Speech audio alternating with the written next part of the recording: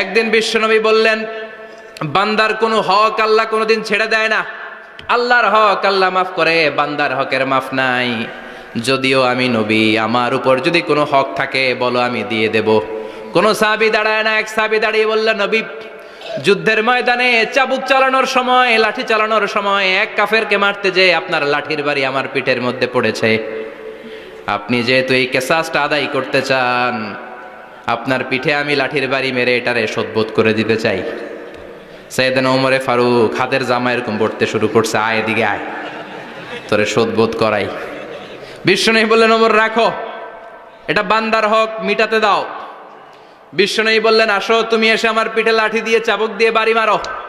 সাহাবী বলে, ও নবী, তখন দুর্ভিক্ষের সময়ের যুদ্ধ ছিল, আমাদের গায়ে জামা ছিল না। যখন আপনি আমার চাবুকটা পিঠের মধ্যে মেরেছেন, আমার পিঠে তখন জামা ছিল না। আপনি যদি যথা নিয়মে কিসাসটা আদায় করতে চান, আপনার জামাটা খোলেন, খালি পিঠের মধ্যে বাড়িটা মারিস। এবার আরো প্ল্যান প্রোগ্রাম করে এতক্ষণ আপনার জামাটা খুলতে বলেছি, আপনার উপরে আমার কোনো হক নাই। আমার আব্বা মা, আমার সম্পদ, আমার জীবন আপনার জন্য কোরবান গো নবী। বিশ্বনবীর পিঠে বাম দিকে খাতামুন নবুয়া ছিল, মাহরে নবুয়া। কোন বর্ণনা এসেছে উনি এই মাহরে নবুয়া দিয়ে পিছন দিকে দেখতেন। বিশ্বনবী যখন নামাজ পড়তেন উনি বলতেন, ইস্তাকিমু আ'তাদিলু ইয়ারহামুকুমুল্লাহ, কাতার সোজা করো, ফাঁকা জায়গা বন্ধ করে দাও, কারণ আমি সামনে যেমনি দেখি পেছনেও তেমনি দেখি। অনেকে বলেন বিশ্বনবী পেছনে দেখতেন এই মাহরে নবুয়াতের জায়গাটা দিয়ে, এটা ছিল বিশ্বনবীর behind CC camera, behind close circuit camera. আল্লাহু আকবার। বিশ্বনবী ছাড়া কোন নবীর পিঠে এরকম মাহরে নবুয়া ছিল নাকি? কথা বলেন। এজন্য ওই নবীরে গালি দিলে সহ্য হয়? কথা বলেন, সহ্য হয়? ফাবিমা রাহমাতিম মিনাল্লাহি লিনতা লাহুম ওয়ালাউ কুনতা ফাযযান গালিযাল কলবি লান ফাদ্দু মিন হাওলিক। আল্লাহ বললেন, ও নবী, আপনার হৃদয়টা বড় নরম, সফট হার্টেড মানুষ আপনি, কোমল হৃদয়ের মানুষ আপনি, খোশ মেজাজের মানুষ। বিশ্বনবী এত খোশ মেজাজের মানুষ ছিলেন, বিশ্বনবী যেখানেই যেতেন ওখানে মানুষের ভিড় হয়ে যেত। যেখানেই যেতেন পিছু পিছু লোকজন ছুটতো, কারণ খোশ মেজাজের তো, সফট হার্টের, হৃদয়টা কোমল। ওনার সাথে কথাই বলতে মনে চায়, টাইম পাস করতে মনে চায়। আল্লাহু আকবার। বাচ্চাদের জন্য রহমত। ছোট বাচ্চারা বিশ্বনবীর সামনে যদি কখনো চলে আসতো, বিশ্বনবী ওনার কোমল হাতটা বাচ্চাদের মাথার মধ্যে হাত বুলিয়ে দিতে। এমন কোন বাচ্চা বিশ্বনবীর সামনে দিয়ে ক্রস করতে পারতো না যে বাচ্চার মাথায় বিশ্বনবী হাত বুলাতেন না। নাতিদেরকে অনেক আদর করতেন। হাসান আর হুসাইন রাইহানাতাইন, বিশ্বনবীর সুগন্ধি। হাসান বিশ্বনবীর কোলে উঠলে সাইয়েদনা হুসাইন কোলে ওঠার জন্য কান্না করতেন, আবার হুসাইন কোলে উঠলে হাসান কান্না করতেন। আবার সাইয়েদনা হাসান বিশ্বনবীকে ঘোড়া বানিয়ে বিশ্বনবীর পিঠের উপরে বসে বিশ্বনবীর চুল ধরে টেনে টেনে খেলা করতে। বিশ্বনবী ঘোড়া, আর ঘোড়ার বাদশা হচ্ছে হাসান। সুবহানাল্লাহ পড়বেন না? কি খুনসুটি, কি সম্পর্ক! স্ত্রীদের সাথে ভালো আচরণ, কম্প্যানিয়ন্স যারা আছে সাথীদের সাথে ভালো আচরণ, সবার সাথে ভালো আচরণ, সবার জন্য রহমত। এজন্য আল্লাহ বললেন, ওয়ামা আরসালনাকা ইল্লা রাহমাতাল লিল আলামিন। I have sent you as a mercy for the entire universe. ও নবী, আপনি সবার জন্য রহমত, আপনি সবার জন্য কল্যাণ। আপনার মধ্যে রহমতের বারিধারা এত বেশি, আপনি হ্যাঁ বললে শরীয়তের হুকুম হালাল হয়ে যায়, আপনি না বললে শরীয়তের হুকুম হারাম হয়ে যায়। আবার আপনি আঙ্গুল তুললে চাঁদ দুই ভাগ হয়ে যায়, জমিন থেকে পা তুললে আপনি আকাশে মেরাজে চলে যায়। কি স্ট্যাটাস! কুড ইউ ইমাজিন কি স্ট্যাটাস আল্লাহ ওনাকে দিয়েছে। উনি হ্যাঁ বললে এটা হালাল, কারণ কোনটা হালাল কোনটা হারাম এটা ওনার কাছ থেকে জেনেছে। উনি যদি বলে ইয়েস, করতে পারবেন আপনারা, হালাল, কোটি কোটি মানুষের জন্য পারমিসিবল, লিগ্যাল। উনি যদি বলেন নো, আমাদের সবার জন্য এটা হারাম, কোটি কোটি মানুষ আর করতে পারবো না। আবার উনি আঙ্গুল তুলেছেন, চাঁদ দুই ভাগ হয়েছে, পা তুলেছেন, মেরাজে চলে গিয়েছে। আল্লাহু আকবার। তার মানে ক্রিস্টাল ক্লিয়ার, স্বচ্ছ কাচের মতো। স্ফটিক কাচের মতো, স্বচ্ছ পানির মতো, এত সুন্দর তিনি বর্ণনা দিয়েছেন।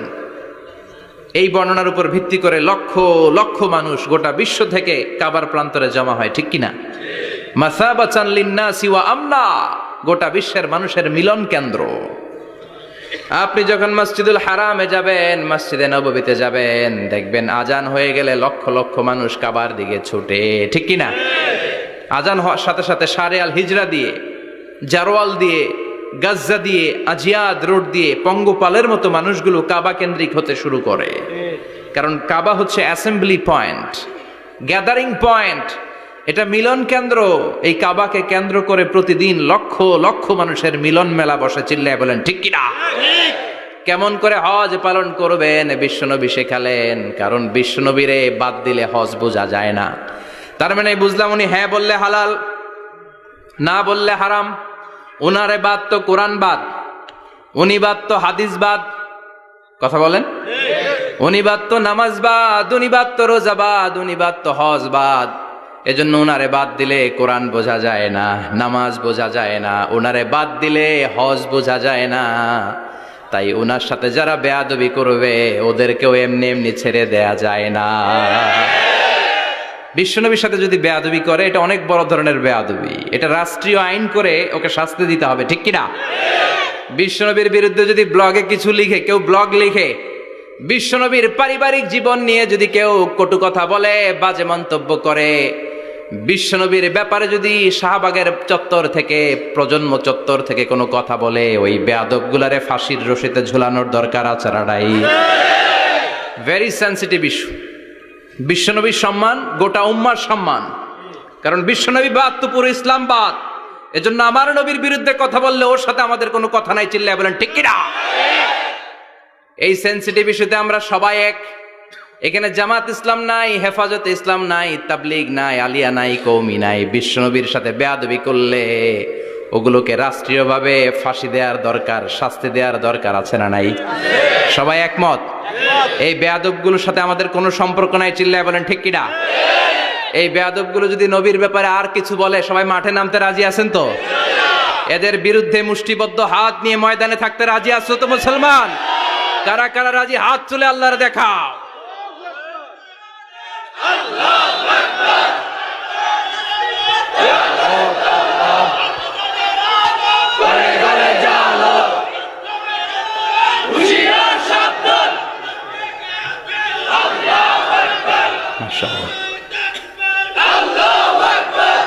আল্লাহ তুমি কবুল করো।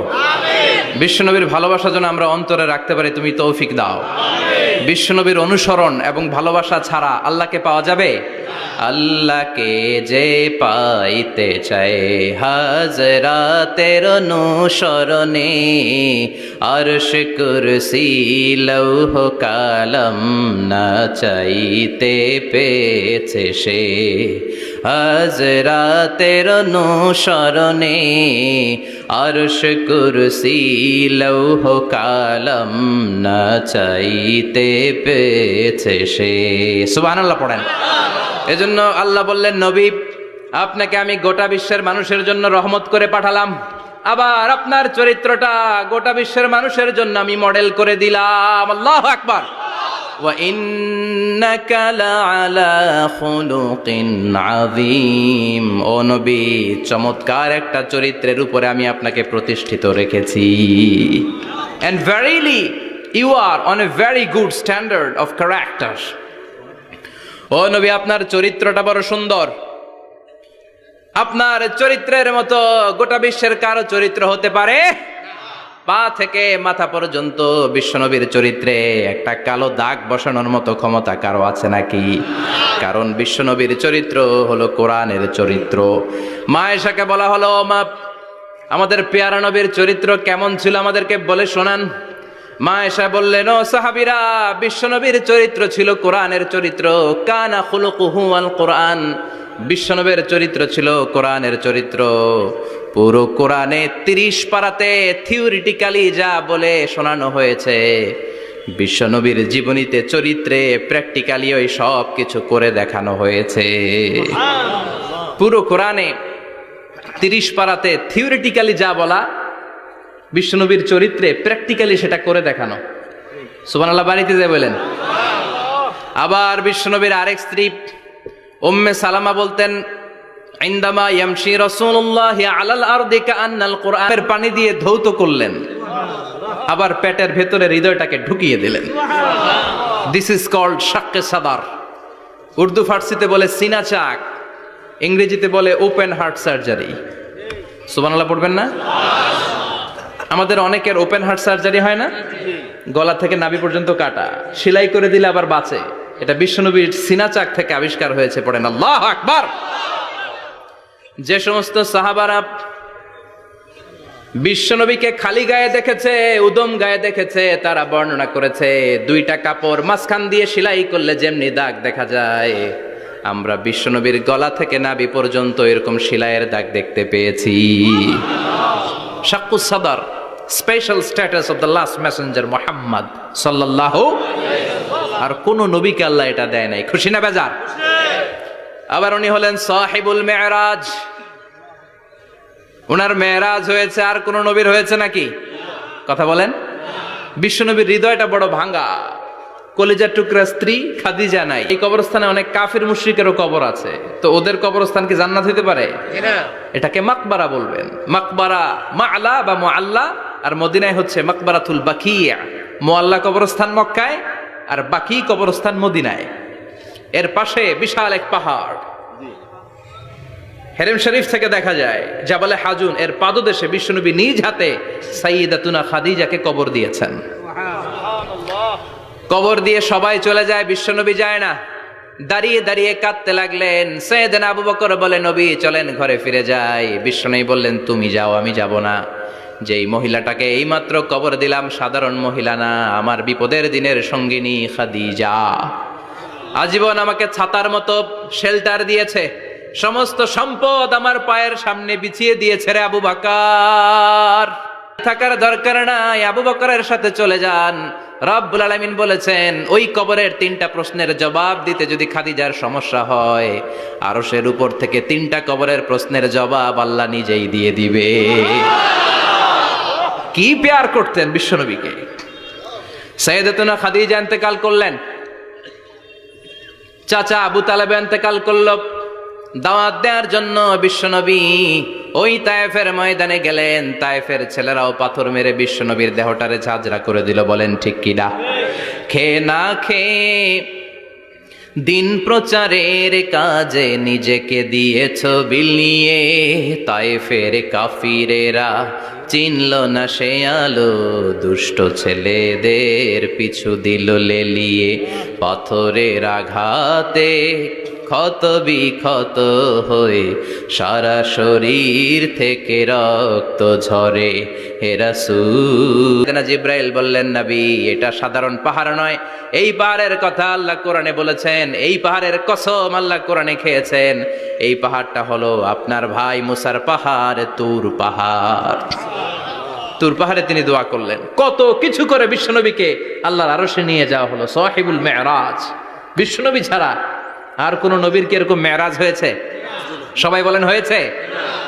এরপর উনি হলেন সাহিবুস শাফা, শাফাতের মালিক। বিশ্বনবী ছাড়া কিয়ামতের ময়দানে কেউ আমাদের জন্য সুপারিশ করতে পারবে? পাগল হয়ে যাব আমরা। সূর্যটা মাথার কাছে, ক্ষুধায় তৃষ্ণায় জিহ্বাটা কুকুরের মতো বের হয়ে ঝুলতে থাকবে।